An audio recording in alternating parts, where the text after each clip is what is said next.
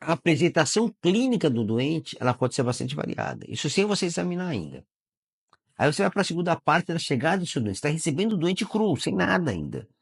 Aí você vai examinar ele. Aí vem um cuidado muito grande para você.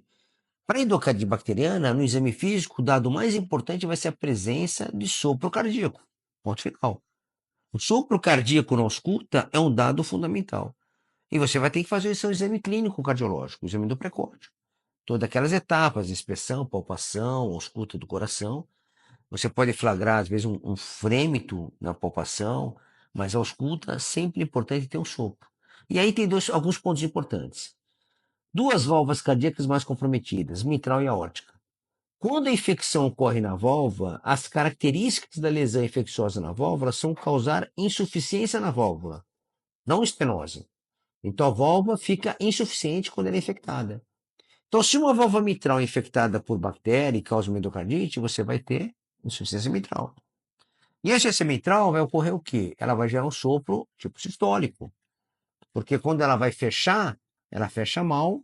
Na hora que ela fecha, começa a sístole e o sangue regurgita no ato esquerdo. Isso gera um sopro sistólico regurgitativo. Quando a infecção acomete a válvula aórtica, você tem uma insuficiência da válvula aórtica. Então, quando a válvula aórtica vai fechar, ela é incompetente, ela tem insuficiência, ela acaba regurgitando. Quando a válvula aórtica fecha, começa a diástole.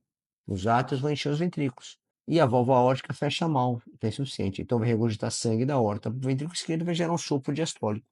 Sopro diastólico clássico, que você escuta mais a base cardíaca, o paciente sentado e assim por diante. Então você tem que tomar cuidado com isso.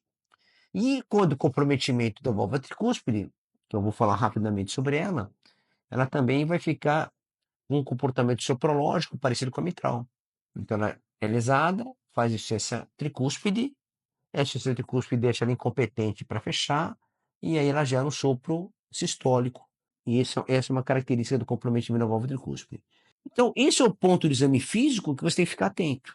Aí você vai olhar o doente como um todo. Exame físico geral, examinar cabeça e pescoço, examinar o coração que você está examinando, os pulmões, abdômen, fazer um exame neurológico, pelo menos direcionado pelas queixas, sintético, exame da articulação, locomotor de acordo com as queixas, e o exame da estrutura cutânea, do tegumento, o exame dermatológico. Tem que ver a pele desse doente.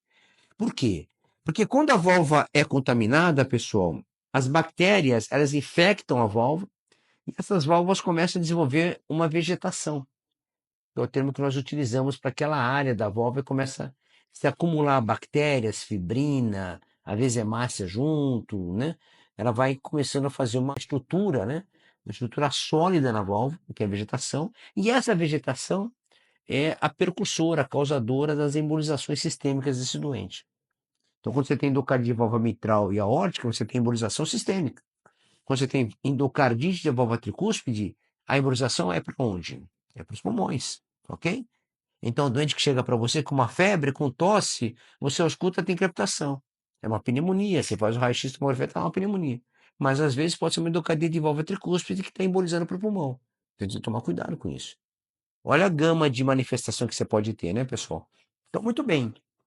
Então, nós estamos falando que ter vegetação é a nossa grande causa de desenvolver embolização periférica. Então, esse é um ponto fundamental. Então, no exame físico, quando você vai examinar esse doente, a gente falou na anamnese, você tem que procurar a embolização. Então, você vai procurar na pele se não tem petequias, se não tem alguma mancha maior, uma mancha purpúrica maior, sinais de sofrimento vascular periférico, por exemplo. Você vai olhar na cabeça, na mucosa palpebral, por exemplo, na conjuntiva palpebral, se não tem embolização. Vai mandar abrir a boca, avaliar toda a mucosa jugal, mucosa do palato, a úvula, a faringe, para ver se não tem petequia, a língua, a base da boca. Então, são sinais importantíssimos para você. Olhar o pé do paciente se na ponta dos dedos não tem sinais embólicos com petequias. Você vai examinar o tórax, você vai avaliar a parte pulmonar, se não tem crepitação, uma insação pulmonar que você possa detectar. E no abdômen, o que você pode encontrar? A gente é uma manifestação também, de certo modo, muito frequente, que é a esplenomegalia. A esplenomegalia nesses doentes é muito reacional. Reacional por causa da bacteremia contínua. Então o baço cresce muito. Então você acaba tendo um crescimento esplênico importante nesses doentes. E às vezes você também tem infartos esplênicos, infartos hepáticos, com dor abdominal. Então você pode ter dor abdominal hipocôndrio direito, hipocôndrio esquerdo, com comprometimento de fígado ou baço, respectivamente. Então esse é um dado que tem que ser alertado para você. Infarto renal, com dor renal, com Jordano presente no seu exame físico. Você vai examinar a parte locomotor, você vai ver se não tem artrite, uma articulação demasiada que ele reclama de dor, você vai examinar se não tem flogose, se a articulação não está vermelha, edemaciada, temperatura aumentada. Você vai ver a parte neurológica do doente, se tem queixa neurológica, se tem déficit motor, se tem queixar disso, obviamente.